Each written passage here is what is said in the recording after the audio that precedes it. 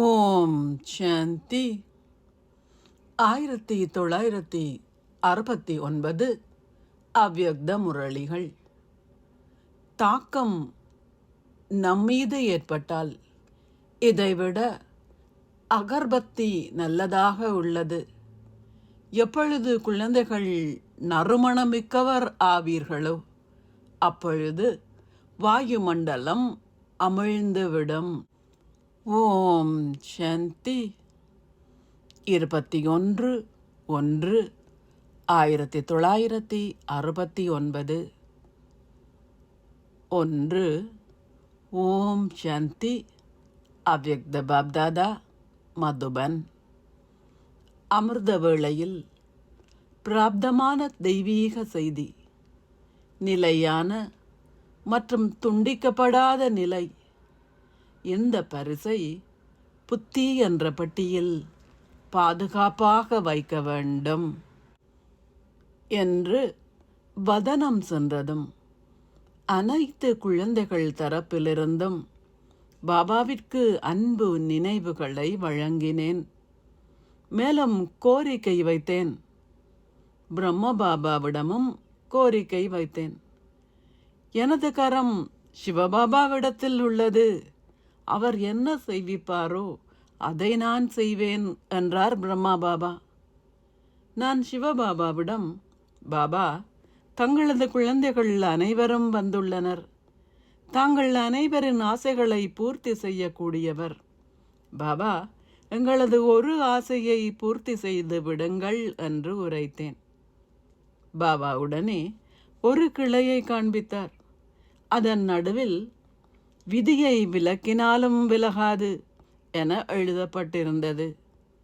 நான் பாபாவிடம், ஒருவேளை இதுவே விதி என்றால் ஒன்று கூடியிருக்கும் அனைத்து குழந்தைகளும் சிவபாபா மற்றும் பிரம்மா பாபா இருவரையும் சந்திக்க விரும்புகின்றனர் என்றேன். எவ்வாறு எப்பொழுதும் பாப்தாதா குழந்தைகளுடன் சந்திப்பார்களோ அவ்வாறு இன்றும் குழந்தைகளை சந்திப்பார்கள் என்று பாப்தாதா கூறினார்கள்.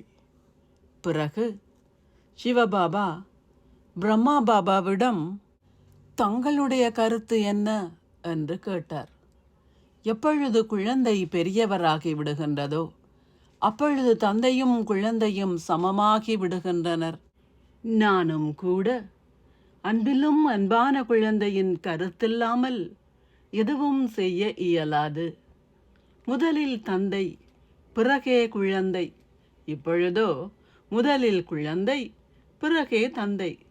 இருவருமே சமமாக, மேலும் ஒருவருக்கொருவர் மிகுந்த சிநேகம் மற்றும் அன்பில் மூழ்கி இருந்ததை நான் வதனத்தில் கண்டேன். எவ்வாறு இரு நண்பர்கள் சந்தித்திருக்கின்றனர் அவ்வாறே பாப்தாதா இருவரும் தங்களுக்குள் உரையாடல் செய்யும் காட்சி தென்பட்டு கொண்டிருந்தது. பிரம்மா பாபா தங்கள் உத்தரவு என்றார். மேலும் சிவபாபா குழந்தையின் விருப்பம் என்றார். இருவருமே புன்னகைத்து கொண்டிருந்தனர். ஒரு வினாடிக்காக குழந்தைகளை சந்தித்துவிட்டு வாருங்கள் என்று நான் கூறினேன்.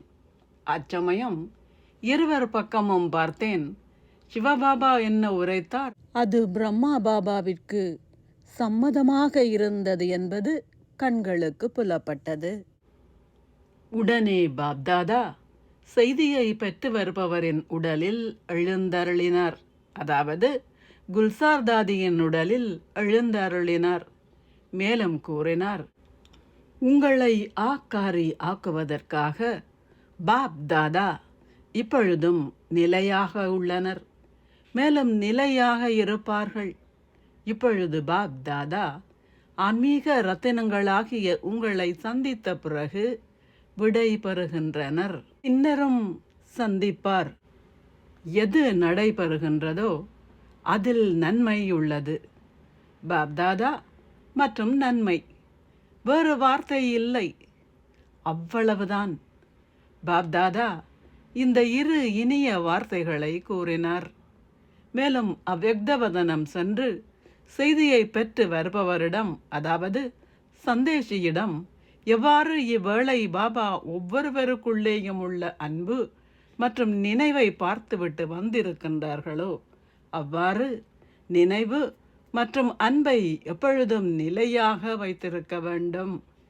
இந்த நினைவு மற்றும் அன்பு ஒரு கயிறு ஆகும்.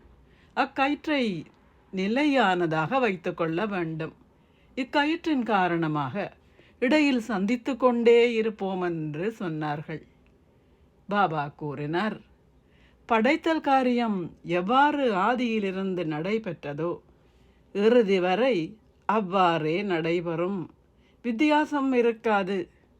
எக்குழந்தைகளை பாபா நிமித்தமாக வைத்துள்ளாரோ அவர்கள் வாயிலாக பாப்தாதா அனைத்து குழந்தைகளுக்கும் வழி காட்டிக்கொண்டே இருப்பார்கள். மேலும் எவ்வாறு பாப்தாதாவின் ஒன்றிணைந்த வழிகாட்டுதல் கிடைக்கும் என்பதை குழந்தைகள் அனுபவம் செய்து கொண்டே இருப்பார்கள். சங்கம யுகத்தில் பாபா தாதா இருவரும் தனியாக ஆக இயலாது. அனைவருக்கும் 2 வார்த்தைகளை சொல்ல வேண்டும். நிலையான மற்றும் துண்டிக்கப்படாத நிலை. இவை பாப்தாதா இருவரின் பரிசாகும். எவ்வாறு உயர்ந்த மனிதர்கள் எங்காவது சென்றார்கள் என்றால் பரிசு கொடுப்பார்கள். அவ்வாறு பாப்தாதா இருவரும் நிலையான மற்றும் துண்டிக்கப்படாத நிலை ஆகிய 2 பரிசுகளை வழங்குகின்றார்கள். இவற்றை புத்தி என்ற பெட்டியில் அவ்வாறு வைக்க வேண்டும்.